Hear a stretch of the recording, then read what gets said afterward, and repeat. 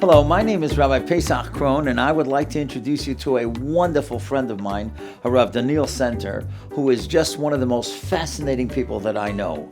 Rabbi Daniel knows so many things about so many different topics. Now, through the wonderful company that my dear son-in-law has, the company of Kolram Multimedia and his team, together with Rabbi Daniel Senter, you are going to learn the wonders of the animal world, the wonders that Hashem has made with each specific animal.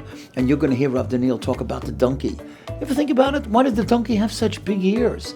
And you're going to hear about the chamor.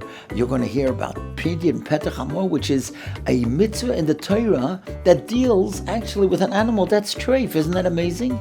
You're going to learn about chickens, about ducks, and about the pigs, and why they have the various simonim of kosherous, what makes an animal kosher, what makes it treif, the way the animal is able to function in its surroundings.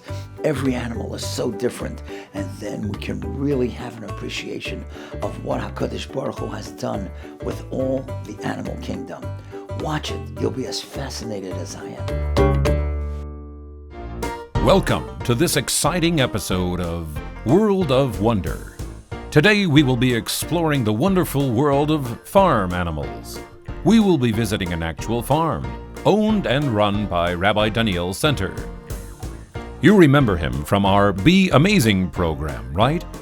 Rabbi Senter, along with some friends, not just yet guys, will be helping me to explain the fascinating aspects and little-known facts about different birds, specifically ducks and quail, chickens, donkeys, pigs, and goats! Yes, goats. One goat in particular will be helping us to... One goat in particular, my name is Gedalia. I'm gonna help you all to learn about every animal, yeah.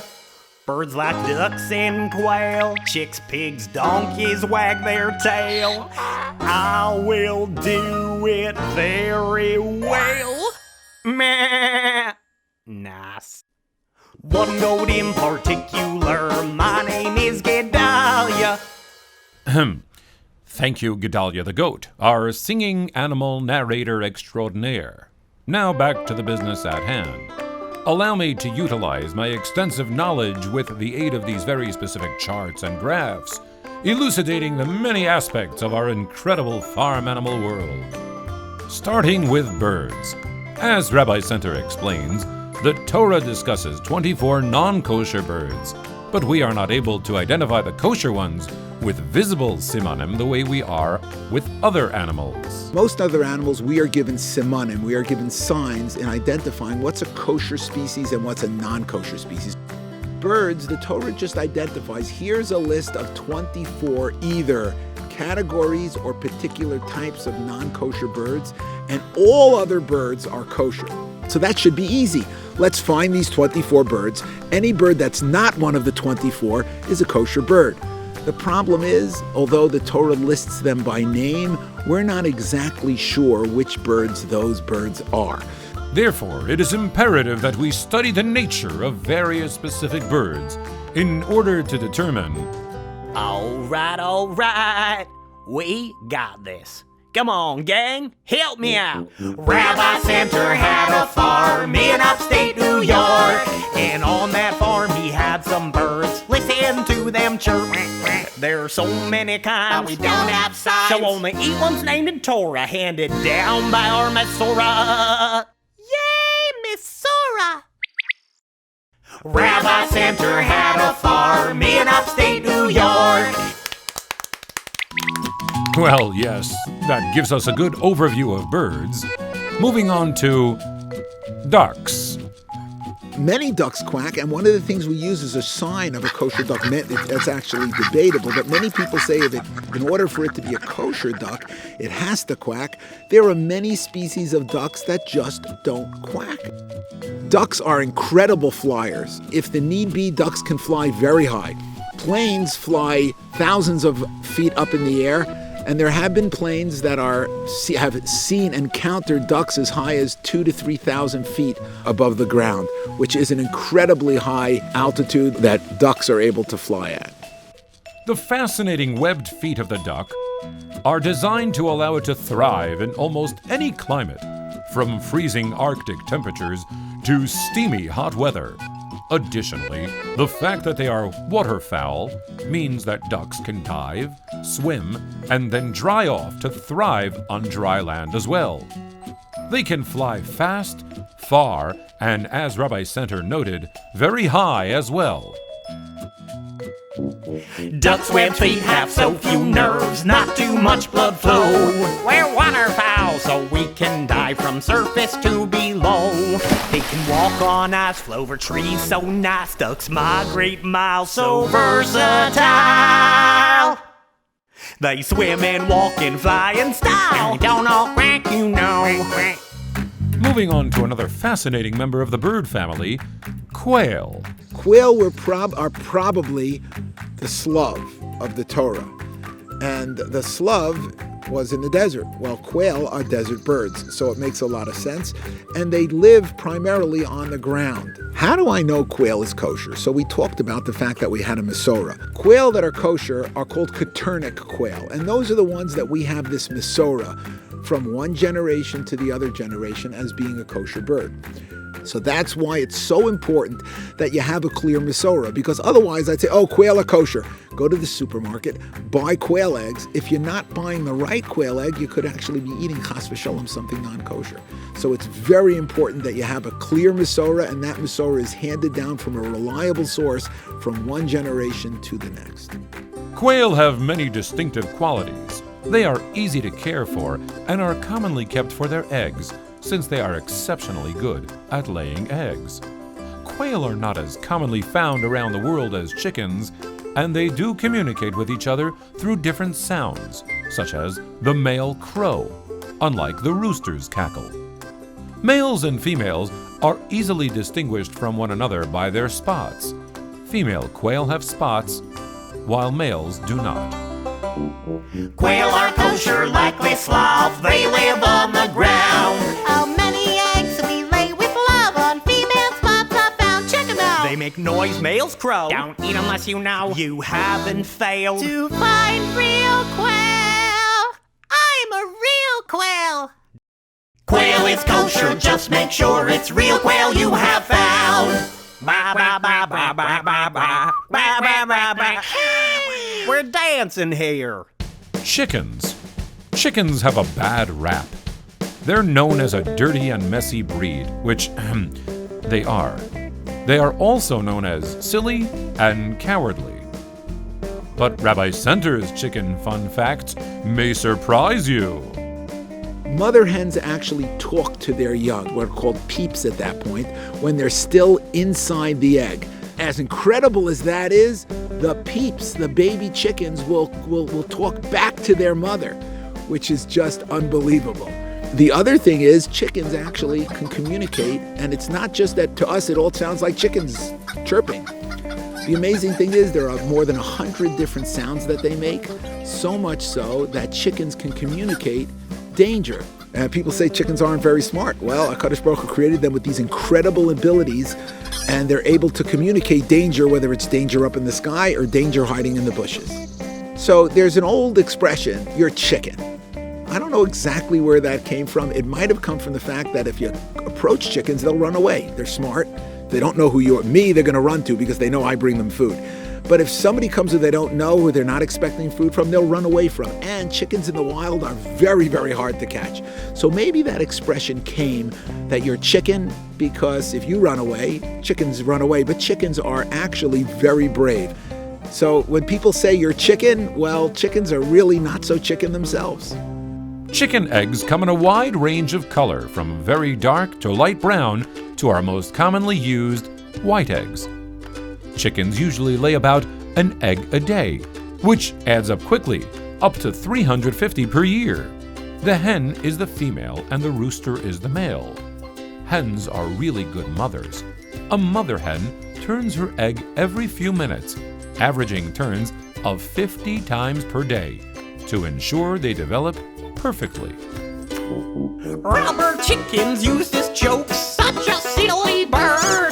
But chicks' brains are surprising, folks. Their warnings can be heard. We are brave, not dumb. We protect our young. Hand to peep, she talks. And take their back talk scratch. Man, that's annoying. Respect your chickens, they're no joke. Such a brave, smart bird. Lovely, just lovely. Thank you, Gedalia the goat, and our ever-growing farm animal backup choir. On to donkeys. So I'm excited that this year I have 2 donkeys living on our property. The truth is, we had last year 1 donkey. We had a mama donkey, and we were very, very excited because we were looking to do a very unique mitzvah called Peter Chamor. What is Peter Chamor? Firstborn male donkey is called a bechor, and there's a halacha that they have to be redeemed, and there's a big, huge party. I can't say similar to a pidyon haben, but Peter Chamor is this great opportunity that you bring a kohen, and I was going to have a whole bunch of rabbanim here, and we were going to perform this big ceremony because I had a donkey that had never had a baby before, and I was hopeful that she'd give birth to a newborn baby donkey, a boy, and we'd have this celebration where we redeem the donkey for a lamb, and we give that lamb to a kohen with a big ceremony and a whole bunch of fanfare. Donkeys are the one animal that has kedusha. Believe it or not, we don't think of non-kosher animals as having kedusha. But donkeys, because of a vital role they served to Klal Yisrael, were given kedusha in the time when the Bnei Yisrael were leaving Mitzrayim.